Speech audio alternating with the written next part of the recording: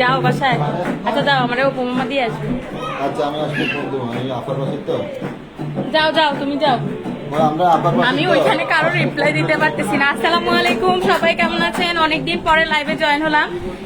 তো সবাই ফ্যামিলি প্রোগ্রামে হচ্ছে জয়েন হয়েছি, তো আপনাদের সাথে শেয়ার করতেছি সবাই কত মজা করতেছে সেটাই। সবাই কেমন আছেন? অনেকজন জয়েন হয়েছেন। Hi, hello hello. Akter Zaman কোথায় আপু?